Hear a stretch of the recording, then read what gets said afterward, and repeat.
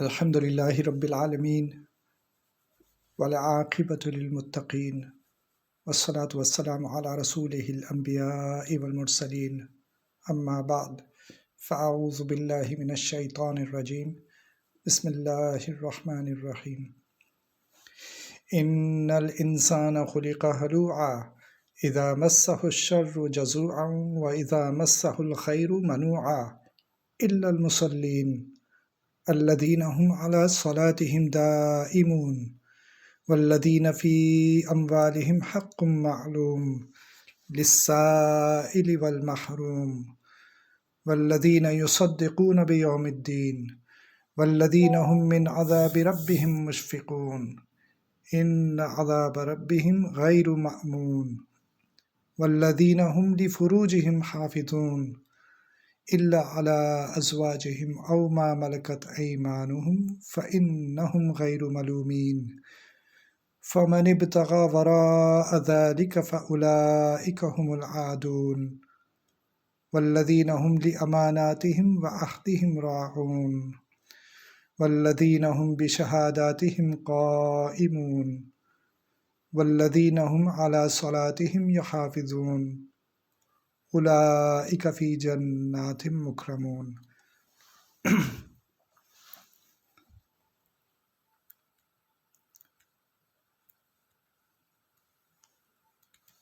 Translation. Indeed, man is created weak in courage, very upset when touched by evil, and very niggard when visited by good fortune, except the performers of Salah, who are regular in their Salah, and those in whose riches there is a specified right,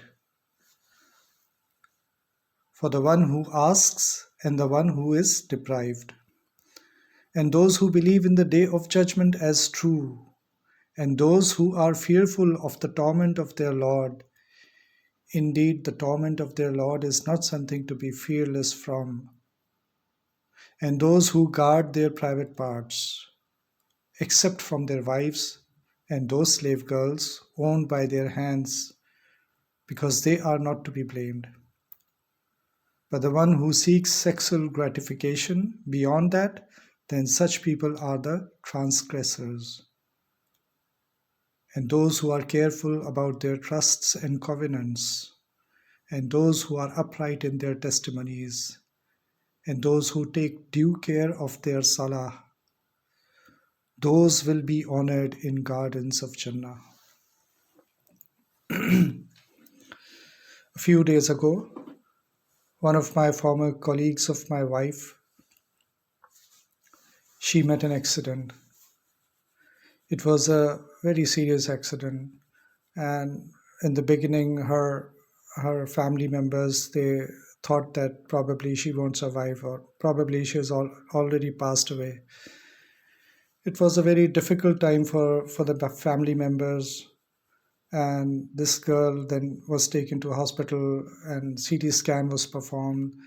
She was obviously not conscious, and after the CT scan, alhamdulillah, they found out that there were no fatal fractures, but there were some fractures in the backbone.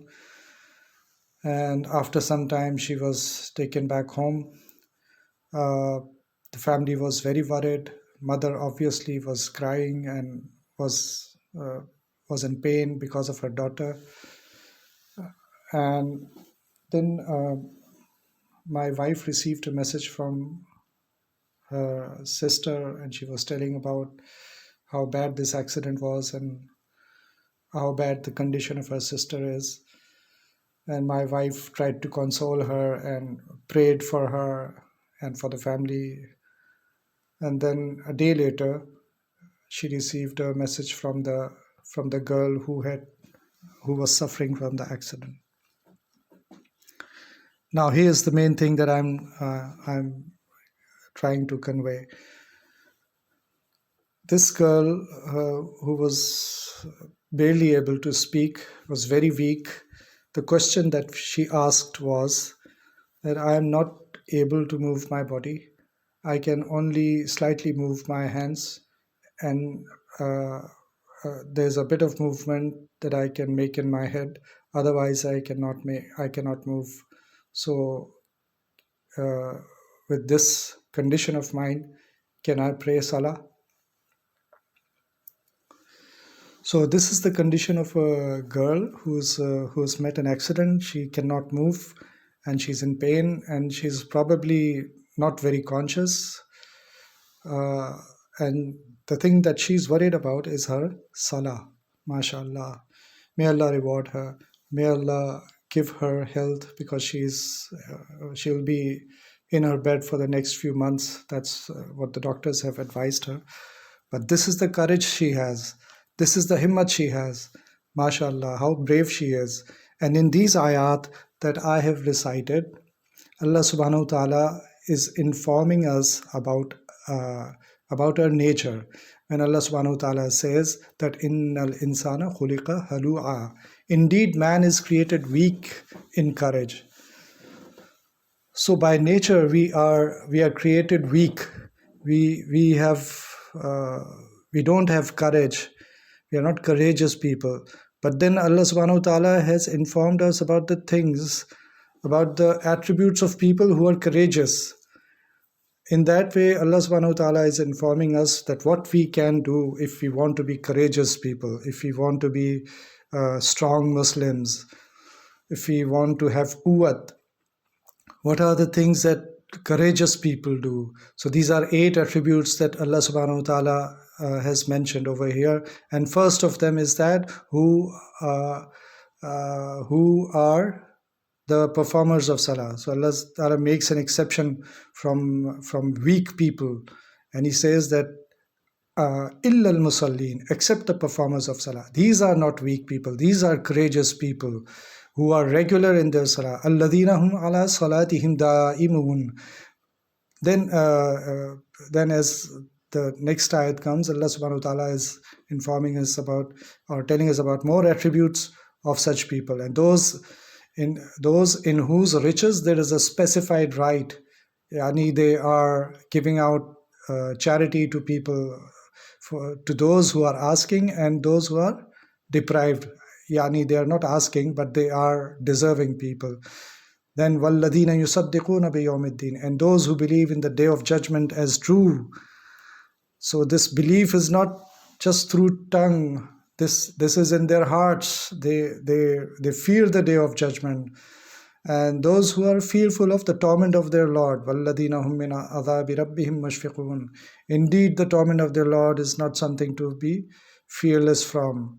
And those who guard their private parts, except from their wives and those slave girls owned by their hands, because they are not to be blamed. Then in the 31st ayat, فَمَنِ ابْتَغَى وَرَاءَ ذَلِكَ فَأُولَٰئِكَ هُمُ الْعَادُونَ. But the one who seeks sexual gratification beyond that, then such people are the transgressors. So Allah Ta'ala is warning those people who are going beyond the hudud given to us, prescribed to us by Allah Subhanahu wa Ta'ala. Then in the 32nd ayat, وَالَّذِينَ هُمْ لِأَمَانَاتِهِمْ وَعَهْدِهِمْ رَاعُونَ. And those who are careful about their trusts and covenants. وَالَّذِينَ هُمْ بِشَهَادَاتِهِمْ قَائِمُونَ. And those who are upright in their testimonies. And then in the end, again Allah subhanahu wa ta'ala, the same attribute of salah is mentioning, that وَالَّذِينَ هُمْ عَلَى صَلَاتِهِمْ يَحَافِظُونَ. And those who take due care of their salah. So if these are men, they are performing with jama, they are fulfilling all the conditions of salah, proper wuzu and everything. So they are strictly guarding their prayers, whether they are traveling, whether they are at home, whether they are at work, they are strictly guarding their prayers. And then in the end, Allah subhanahu wa ta'ala says, those will be honored in gardens of Jannah. So these will be the honored people in Jannah who have these 8 attributes. So this example of this girl who is young and still she is so courageous, mashallah, is an example for us to learn from. We have, mashallah, alhamdulillah, we are healthy people, we can walk, We can talk, we can move our limbs, we can go anywhere we want to, and we do it every day, and we fulfill all our desires, even those which are not permissible. But then when it's time to pray, when there is azan from the masjid, if we are not able to perform salah, then we are not the courageous people, we are weak people.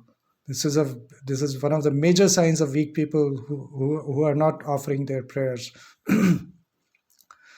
So these ayat are from Surat Al-Ma'arij, and if we want to be courageous Muslims, strong Muslims, we need to look at these 8 attributes and see what is missing in our own personalities, in our own characters, what is missing. So if there's any gap, we should try to fill that gap as soon as possible.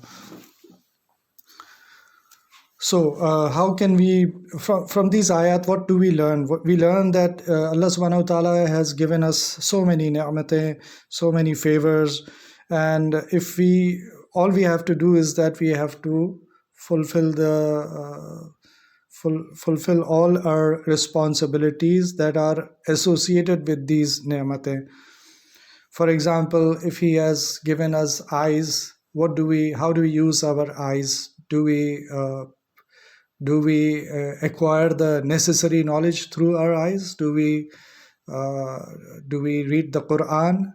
Do we learn the lessons from Quran? Do we have discipline in our lives? One of the things that Salah teaches us is discipline. So whether it's a cozy night in the bed and there is a call for Salah, if we are disciplined people, then we'll make haste and we'll get out of bed easily. Otherwise, most of the people are not disciplined and they'll stay in bed and they'll miss their Salah. So if we are able to control our desires, if we are able to curb our desires in order to fulfill the commands of Allah subhanahu wa ta'ala and His Prophet sallallahu alaihi wasallam, then that means we are disciplined people.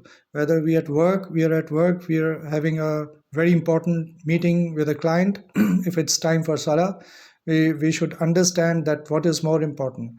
The hukum of Allah subhanahu wa ta'ala is more important, or the money that this transaction is going to bring me.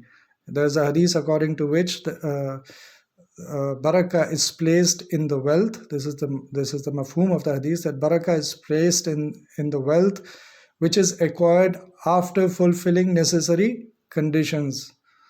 So if we miss Salah or miss Jama'ah just because we were busy in a meeting with the client, then we have lost barakah. We may have acquired the contract, but we lost the barakah. So discipline is very important. Controlling our desires is very important. If we can control the desires, our impermissible desires, then only can we acquire the 8 attributes given in these ayat of Surah Ma'arij. So in short, dunya is pulling us towards sin. Dunya is pulling us towards dunya, whereas Allah subhanahu wa ta'ala wants khair for us. Therefore, 5 times a day Allah subhanahu wa ta'ala calls us back towards masjid. Hayya ala salah, hayya ala al-falah. Come to salah, rush towards salah, rush towards your falah, your success. And if we want to acquire true success, i.e. if we want to acquire the honor of Jannah, we want to be the honorable people of Jannah, as is mentioned in this ayah, then we should look at these 8 attributes again and again. And if there is something missing in our traits, then we should try to acquire the traits. So this is all. May Allah Ta'ala help us, enable us to live our lives according to the Holy Sharia and the guidance given by Allah Subhanahu wa Ta'ala and His Prophet Sallallahu Alaihi Wasallam. وآخر دعوانا أن الحمد لله رب العالمين.